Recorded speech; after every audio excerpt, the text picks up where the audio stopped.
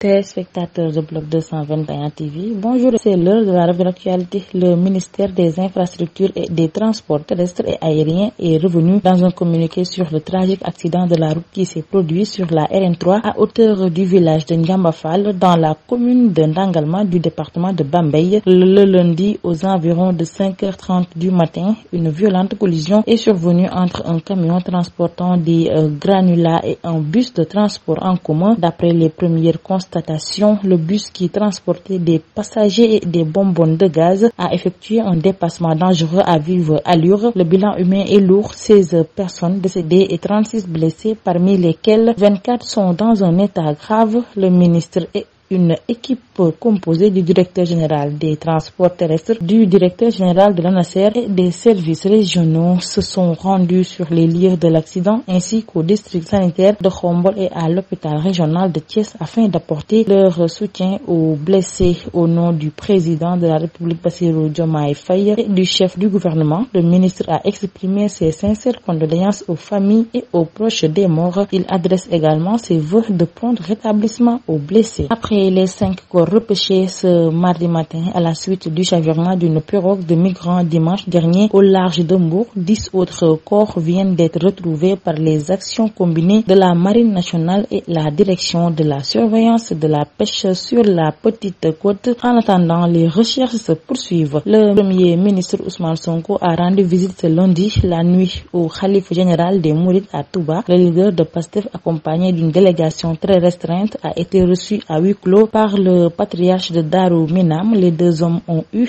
un tête-à-tête avant que le chef du gouvernement ne retourne à Dakar. Appliquer la réciprocité aux pays qui imposent un visa aux ressortissants sénégalais, c'est ce que les nouvelles autorités sénégalaises sont en train d'étudier. L'annonce a été faite ce lundi par la ministre de l'intégration africaine et des affaires étrangères. Sur la question des visas, nous sommes tout à fait d'accord qu'il est important que le Sénégal revisite la question des visas gratuits et qu'on essaie de mettre en cœur une politique de réciprocité, a indiqué Yassine Fall à l'hémicycle. Nous sommes en train d'étudier cette question-là, a assuré la ministre de l'intégration africaine et des affaires étrangères face aux députés. À présent, l'actualité hors de nos frontières, un barrage a cédé sous la pression de pluie torrentielle à Maiduguri, dans le nord-est du Nigeria, faisant plusieurs morts et détruisant des dizaines de maisons, ont indiqué mardi les autorités qui craignent une aggravation de la situation humanitaire sur place. Plusieurs vidéos et photos partagées par l'Agence nationale de gestion des urgences avec l'AFP montrent des rangées de maisons submergées par des eaux troubles dans cette ville, capitale régionale de l'état de Borno. Maiduguri, épicentre d'une insurrection